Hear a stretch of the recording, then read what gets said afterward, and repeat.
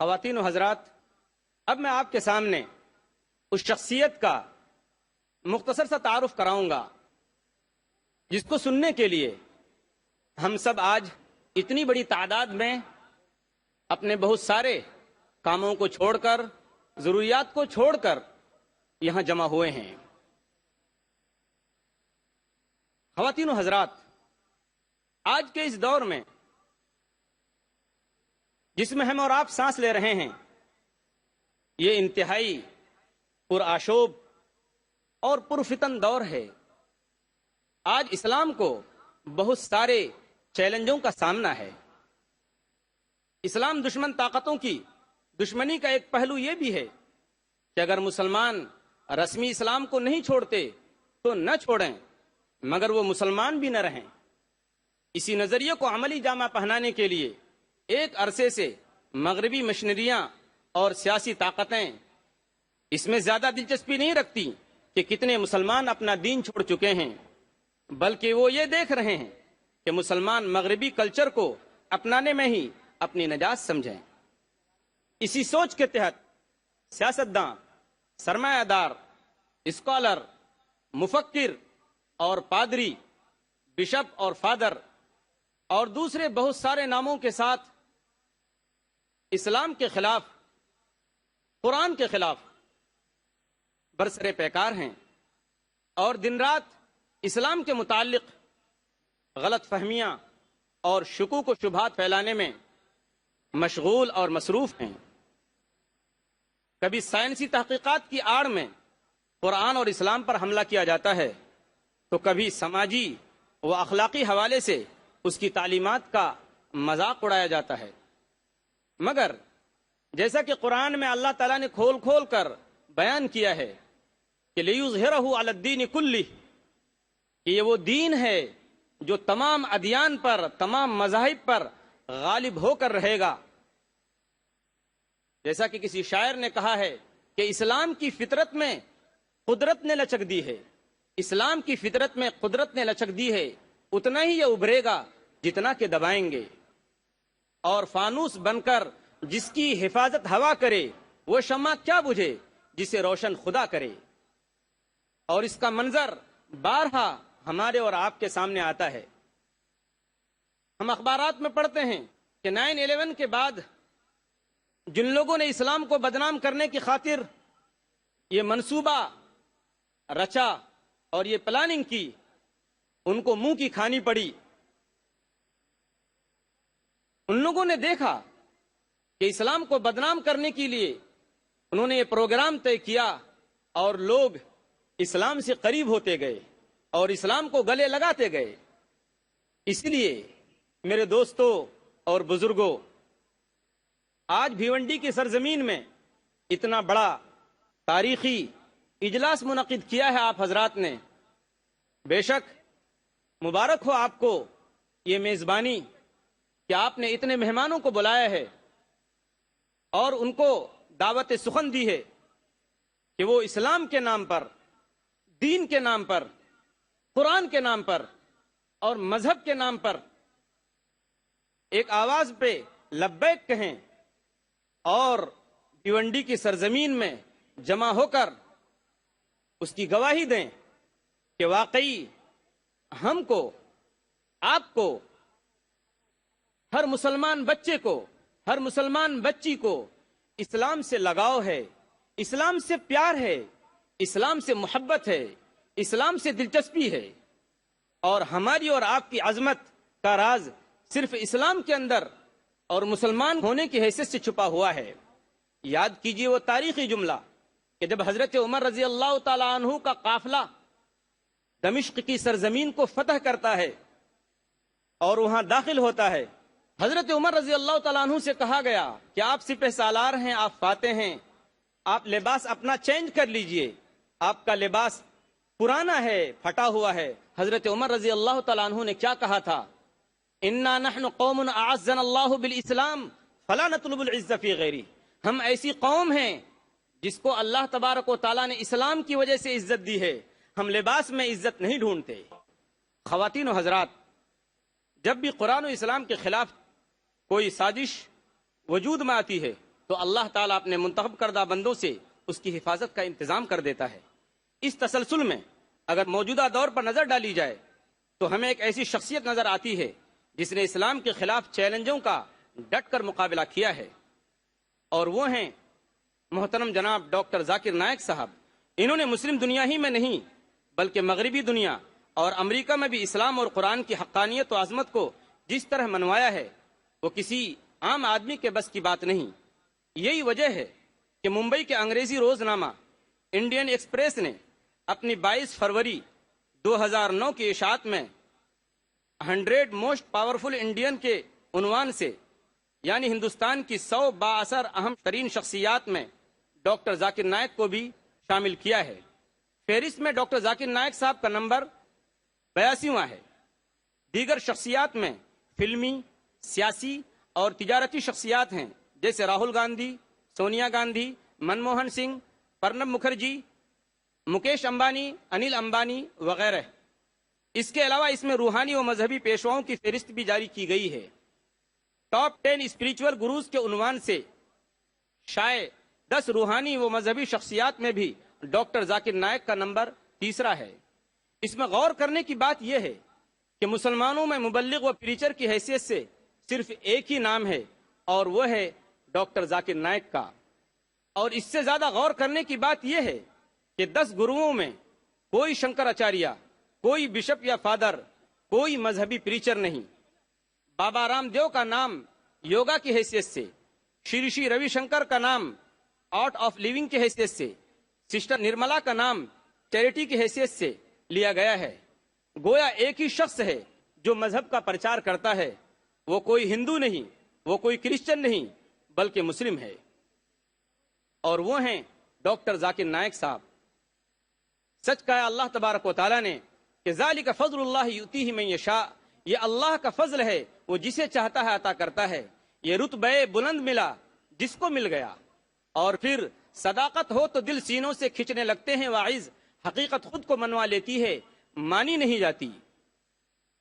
اب ہم انتہائی ادب و احترام کے ساتھ عالم اسلام کے اور پوری دنیا کے مشہور مبلغ اسلام ڈاکٹر ذاکر نائک صاحب کو دعوت سخن دیتے ہیں کہ قرآن اور جدید سائنس کے عنوان پر تقریر پیش فرمائیں۔ ہم استقبال کرتے ہیں ڈاکٹر ذاکر نائک کا۔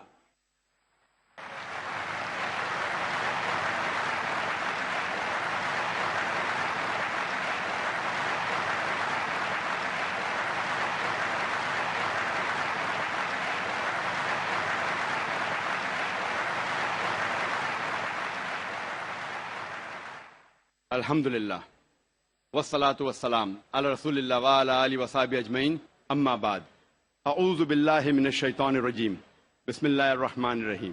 اولم یر الذین کفروا ان السماوات والارض کانتا رتقا ففتقناہما وجعلنا من الماء کل شیء ہے افلا یؤمنون۔ رب اشرح لی صدری ویسر لی امری واحلل عقدۃ من لسانی یفقہوا قولی۔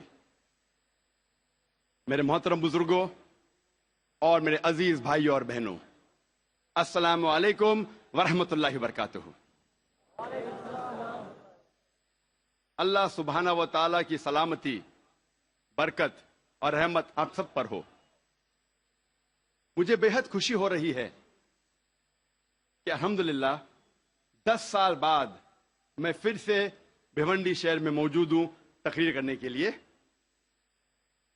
مجھے یاد ہے کہ تقریباً 10 سال پہلے میں نے مینا ٹھاکرے ہال میں ایک تقریر کی تھی، یونیورسل بردرہڈ، عالمی بھائی چارہ، اور آج میں آپ کے سامنے اسٹیڈیم میں ہوں۔ جیسے آپ جانتے ہیں کہ میں اکثر تقریر انگریزی میں کرتا ہوں، اور 10 سال پہلے بھی انگریزی میں کی تھی۔ چند مواقع پر جب آرگنائزر اصرار کرتے ہیں کہ میں کچھ بات اردو میں کہوں تو میں کوشش کرتا ہوں میرے کمزور ہندی یا اردو میں کچھ بات کہوں۔ چونکہ میں نے تعلیم انگریزی میں حاصل کی ہے تو ظاہر ہے اس اردو یا ہندی تقریر میں کافی غلطیاں کروں گا، اسی لیے تقریر کے شروع میں ہی میں آپ سب سے معذرت چاہتا ہوں اور آپ سے درخواست کرتا ہوں کہ آپ میرے تقریر کے پیغام پہ توجہ دیجیے اور میری غلطیوں کو نظر انداز کیجیے۔ آج کی تقریر کا موضوع ہے قرآن اور جدید سائنس۔ اور جیسے آپ جانتے ہیں کہ جتنے سائنٹیفک ٹرمنالوجیز ہے وہ اکثر انگریزی میں ہیں، سائنس کے جتنے الفاظ اکثر انگریزی میں ہیں، اور کیونکہ میں نے سائنس بھی انگریزی میں پڑھی ہے اسی لیے اس اردو تقریر میں مجھے اور دقت ہوگی۔ اسی لیے اللہ تعالیٰ سے دعا کرتا ہوں، اور جب ہم انگریزی سائنٹیفک ٹرمنالوجیز کو اردو میں ترجمہ کرتے تو اکثر عوام اسے نہیں سمجھتی۔ مثال کے طور پہ علم حیاتیات، میں پوچھنا چاہتا ہوں کہ اس ماشاء اللہ بھرے میدان میں ہزاروں لوگ ہیں، کتنے لوگ علم حیاتیات کا مطلب جانتے ہیں؟ اپنا ہاتھ اوپر کر سکتے؟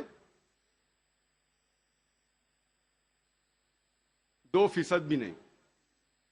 علم حیاتیات کا مطلب ہے بائیولوجی۔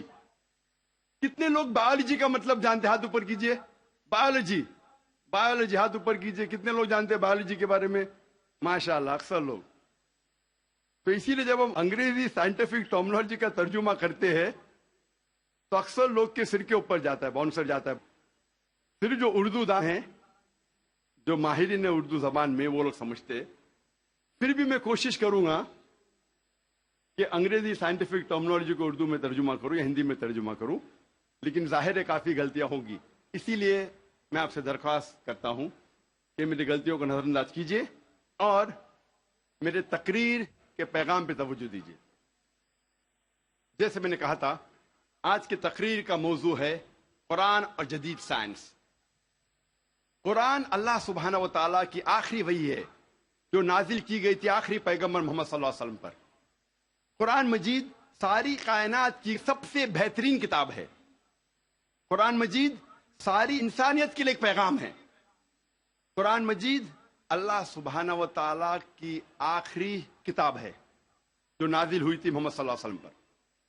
اگر کوئی کتاب کہتی ہے کہ وہ خدا کی طرف سے ہے تو اس کتاب پر فرض ہو جاتا ہے کہ وہ اپنے آپ کو ثابت کرے ہر دور میں۔ ہر دور میں اس کتاب کو ثابت کرنا ہوگا کہ وہ خدا کی طرف سے ہے۔ سینکڑوں سال پہلے وقت تھا، دور تھا معجزات کا، ایج آف میریکلز۔ الحمدللہ قرآن مجید is a miracle of miracles. قرآن مجید معجزوں کا معجزہ ہے۔ اس کے بعد آیا دور ادب کا، لٹریچر، پوئٹری۔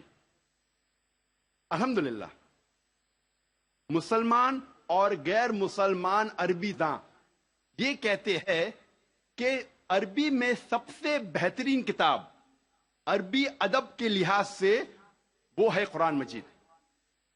اور اللہ سبحانہ و تعالیٰ چنوتی دیتے ہیں قرآن مجید میں۔ اللہ سبحانہ و تعالیٰ چیلنج کرتے ہیں سورہ بقرہ میں، سورہ نمبر 2 آیت نمبر 23 اور 24 میں اللہ سبحانہ و تعالیٰ کہتے ہیں وَإِن كُنتُمْ فِي رَيْبٍ مِّمَّا نَزَّلْنَا عَلَىٰ عَبْدِنَا، اور اگر آپ کو شک ہے کہ ہم نے یہ کتاب نازل کی ہمارے بندے پر، اگر آپ کو شک ہے فَأْتُوا بِسُورَةٍ مِّن مِّثْلِهِ، تو آپ ایک سورہ قرآن مجید جیسی پیش کیجئے۔ مِن مِّثْلِهِ، ہو بہو نہیں، قرآن مجید جیسی ایک سورہ آپ پیش کیجئے۔ وَادْعُوا شُهَدَاءَكُم مِّن دُونِ اللَّهِ إِن كُنتُمْ صَادِقِينَ، اور بلاؤ اپنے مددگار کو اور اپنے گواہ کو اللہ کے علاوہ اگر آپ سچے ہیں۔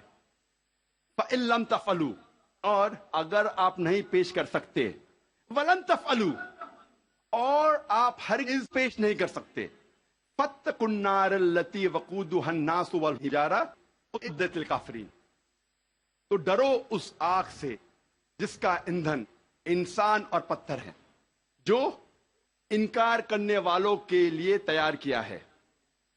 اللہ سبحانہ و تعالی ان دو آیتوں میں چنوتی دیتے ہیں، انسانوں کو چیلنج کرتے ہیں۔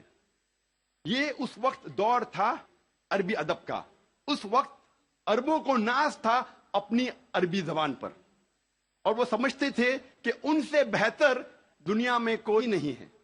اس وقت اللہ سبحانہ و تعالیٰ قرآن مجید نازل کرتے ہیں اور ساری انسانیت کو چنوتی دیتے ہیں، چیلنج کرتے ہیں کہ اگر آپ کو شک ہے کہ یہ کتاب خدا کی طرف سے نہیں ہے تو آپ قرآن مجید جیسی ہو بہو نہیں، ملتی جلتی ہو بہو تو دور کی بات ہے، ایک سورہ پیش کرو، اور قرآن مجید کی سب سے چھوٹی سورت ہے 3 آیتوں کی، صرف 10 الفاظ۔ بہت لوگوں نے کوشش کی، ایک انسان نے بھی کامیابی نہیں پائی، اور تا قیامت کوئی بھی قرآن مجید جیسی قریباً ایک سورہ بھی پیش نہیں کر پائیں گا۔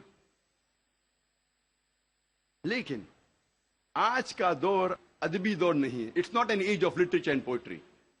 اگر کوئی کتاب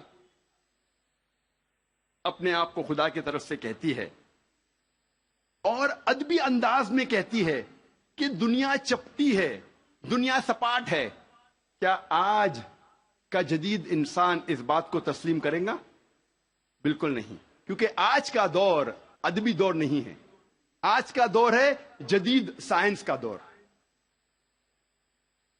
آج ہم کوشش کریں گے یہ تحقیق کرنے کی قرآن اور جدید سائنس ملتے ہیں یا ٹکراتے ہیں، قرآن اور جدید سائنس ملتے ہیں یا قرآن اور جدید سائنس ٹکراتے ہیں۔ اس موضوع پہ ہم انشاءاللہ ایک مشہور سائنسداں، فزسسٹ اور نوبل پرائز ونر جس کا نام البرٹ آئنسٹائن تھا، اس نے کہا science without religion is lame and religion without science is blind. Science مذہب کے بنا لنگڑی ہے اور مذہب سائنس کے بنا اندھا ہے۔ میں پھر سے دہراؤں گا، البرٹ آئنسٹائن جو فیمس فزسسٹ تھا اور نوبل پرائز ونر، اس نے کہا کہ سائنس مذہب کے بنا لنگڑی ہے اور مذہب سائنس کے بنا اندھا ہے۔ میں آپ کو یاد دلانا چاہتا ہوں کہ قرآن مجید سائنس کی کتاب نہیں ہے، SCIENCE، لیکن ہے سائنس کی کتاب، SIGNS۔ یہ ہے نشانیوں کی کتاب، آیتوں کی کتاب۔ اور قرآن مجید میں 6000 سے زیادہ نشانیاں ہیں، 6000 سے زیادہ آیتیں ہیں، ان میں سے 1000 سے زیادہ الحمدللہ سائنس کے بارے میں ذکر کرتی ہے۔ آج کی اس تقریر میں میں صرف ان سائنٹیفک فیکٹس، سائنس کے حقائق کے بارے میں ذکر کروں گا which have been established، جو سائنسداں ثابت کر چکے ہیں۔ Scientific hypotheses, scientific theories, scientific نظریہ، ان کے بارے میں ذکر نہیں کروں گا، کیونکہ ہم جانتے ہیں کہ many a time scientific hypothesis theories take U-turns۔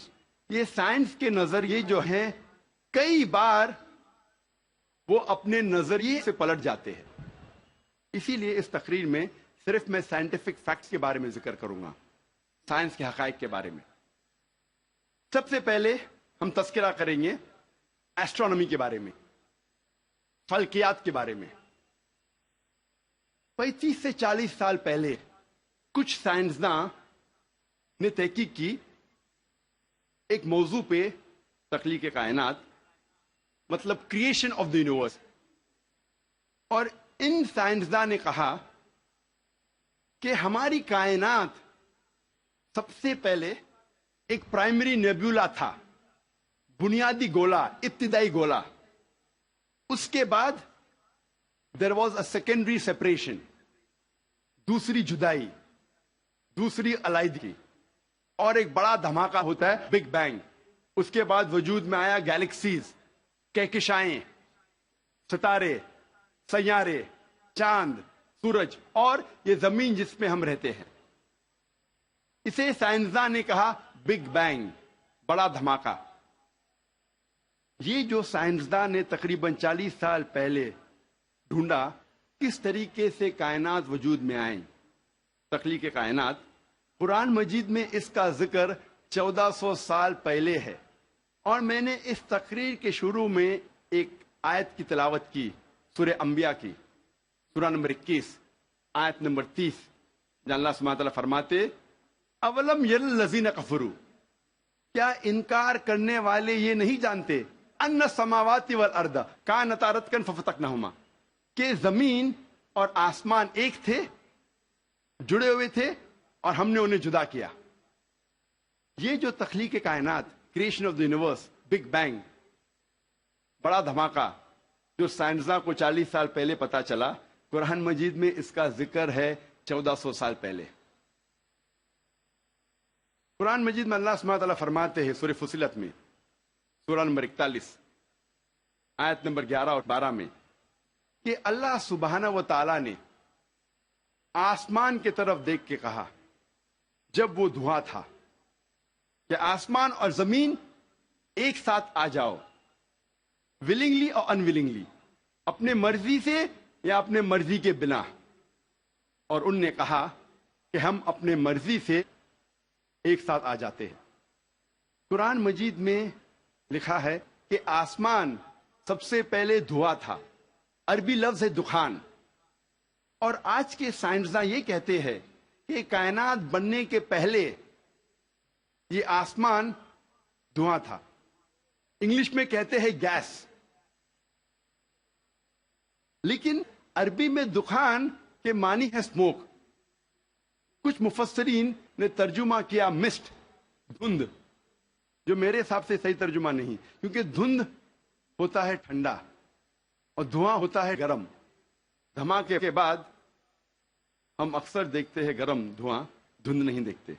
تو قرآن مجید میں لکھا ہے کہ آسمان تھا دھواں، اور آج سائنس یہ کہتی ہے کہ اسموک گیس سے اور بہترین لفظ ہے۔ جو قرآن مجید میں دخان لکھا ہے وہ گیس سے اور بہترین ہے، اور scientifically smoke is a better word than gas. آپ سوچ سکتے قرآن مجید میں اس کا ذکر ہے 1400 سال پہلے۔ انسان پہلے سمجھتے تھے کہ زمین سپاٹ ہے، چپٹی ہے۔ سب سے پہلی بار اگر کوئی انسان نے یہ ثابت کیا کہ دنیا بیضوی ہے، وہ ایسا Francis Drake sun 1577 1577 when he sailed around the earth، جب سمندر پہ سفر کیے دنیا کے گول، تو فرانسس ڈریک نے ثابت کیا کہ دنیا بیضوی ہے۔ قرآن مجید میں اس کا ذکر ہے 1400 سال پہلے۔ قرآن اللہ تعالیٰ فرماتے ہیں سورہ لقمان میں سورہ نمبر 31 آیت نمبر 29 میں الم ترى ان اللہ یلیج اللیل فی النہار ویلیج النہار فی اللیل، اللہ سبحانہ و تعالیٰ نے رات کو دھیرے دھیرے آہستے آہستے دن میں تبدیل کیا، اور دن کو دھیرے دھیرے آہستے آہستے رات میں تبدیل کیا۔ یہ دن کا رات اور رات کا دن آہستے آہستے دھیرے دھیرے تبدیل ہونا یہ ثبوت دیتا ہے کہ دنیا بیضوی ہے۔ اگر دنیا چپٹی اور سپاٹ ہوتی تو دن فوراً رات میں تبدیل ہوتا اور رات فوراً دن میں تبدیل ہوتی۔ اللہ تعالیٰ فرماتے سورہ الزمر میں سورہ نمبر 39 آیت نمبر 5 میں کہ اللہ سبحانہ و تعالی رات کو دن پہ لپیٹتا ہے اور دن کو رات پہ لپیٹتا ہے۔ قرآن میں عربی لفظ ہے قوارہ، جس کے معنی لپیٹنا۔ جس طریقے سے ایک انسان پھیٹا سر پہ لپیٹتا ہے، a person coils the turban on the head، اسی طریقے سے اللہ تعالیٰ فرماتے ہیں کہ رات دن پہ لپیٹی جاتی ہے اور دن رات پہ لپیٹا جاتا ہے۔ یہ دن کا رات اور رات کا دن پہ لپیٹنا اسی وقت پاسبل ہے جب دنیا بیضوی ہے۔ اگر دنیا چپٹی اور سپاٹ ہوتی تو یہ ممکن نہ ہوتا۔ قرآن مجید میں اللہ تعالیٰ فرماتے ہیں سورہ نازیات میں سورہ نمبر 79 چیپٹر 79 آیت نمبر 30 میں وَالْأَرْضَ بَعْدَ ذَلِكَ دَحَاهَا، اور اس کے بعد اللہ سبحانہ و تعالیٰ نے زمین کو پھیلایا بچھونا جیسے۔ دہا کہ ایک معنی ہے پھیلانا، اور دہا کی دوسری معنی آتا ہے عربی لفظ دھویا سے، جس کے معنی ہے بیضا، جس کے معنی ہے انڈا۔ اور ہم جانتے ہیں کہ دنیا گول ہے، بیضوی ہے. اور ہم یہ بھی جانتے ہیں آج کہ دنیا پوری طریقے سے گول نہیں ہے. وہ اوپر اور نیچے سے from the poles it is flattened, اوپر اور نیچے سے چپٹی ہے, جسے ہم کہتے ہیں انگریزی میں جیو اسفیریکل ان شیپ, ارضی بیضوی. اور یہ لفظ جو دہا ہے وہ عام انڈے کے لیے نہیں ہے, عام بیضے کے لیے نہیں, خصوصاً شتر مرغ کے انڈے کے لیے, شتر مرغ کے بیضے کے لیے. اور جب ہم دیکھتے ہیں شتر مرغ کا بیضہ, انڈا اس جیو اسفیریکل ان شیپ, ارضی بیضوی کے شکل میں ہے. آپ سوچ سکتے ہیں 1400 سال پہلے اس کتاب میں لکھا ہے کہ یہ زمین, یہ دھرتی اس جیو اسفیریکل ان شیپ, ارضی بیضوی شکل میں ہے. پہلے انسان یہ سوچتے تھے یہ چاندنی جو ہے, چاند کی روشنی, یہ اس کی خود کی روشنی ہے. چند صدی پہلے ہمیں پتا چلا کہ چاند کی روشنی, چاندنی اس کی خود کی روشنی نہیں ہے, یہ سورج کی لی ہوئی روشنی ہے, سورج کی منعکس شدہ ریفلیکٹڈ لائٹ ہے, بوروڈ لائٹ ہے. قرآن مجید میں اللہ سبحانہ تعالیٰ فرماتے ہیں سورہ فرقان میں, سورہ نمبر 25 آیت نمبر 61 میں, اللہ سبحانہ و تعالیٰ نے آسمان میں برج رکھے, تاروں کے جھنڈ, اور اس میں رکھا سورج جس کے پاس خود کی روشنی ہے, سلگتا ہوا چراغ, اور رکھا چاند جس کی لی ہوئی روشنی ہے. قرآن میں سورج عربی میں کہا گیا ہے شمس, اور اس کی روشنی کو کہا گیا ہے سراج, وہاج اور دیا, جس کے معنی ہے سلگتا ہوا چراغ یا مشال یا دیا. تینوں کے معنی ہیں کہ سورج کی روشنی خود کی ہے. اور چاند کو کہا گیا ہے قرآن مجید میں قمر, اور چاندنی کو کہا گیا ہے منیر یا نور. منیر مینز بوروڈ لائٹ, لی ہوئی روشنی, یا نور میننگ ریفلیکٹڈ لائٹ, منعکس شدہ روشنی, ریفلیکٹڈ لائٹ. آپ سوچ سکتے قرآن مجید 1400 سال پہلے کہتا ہے کہ یہ چاندنی خود کی روشنی نہیں ہے, چاند کی لی ہوئی روشنی ہے. اور اس کا ذکر سورہ فرقان سورہ نمبر 25 آیت نمبر 61 کے علاوہ سورہ یونس میں سورہ نمبر 10 آیت نمبر 5 میں, اور سورہ نوح میں سورہ نمبر 71 آیت نمبر 15 اور 16 میں.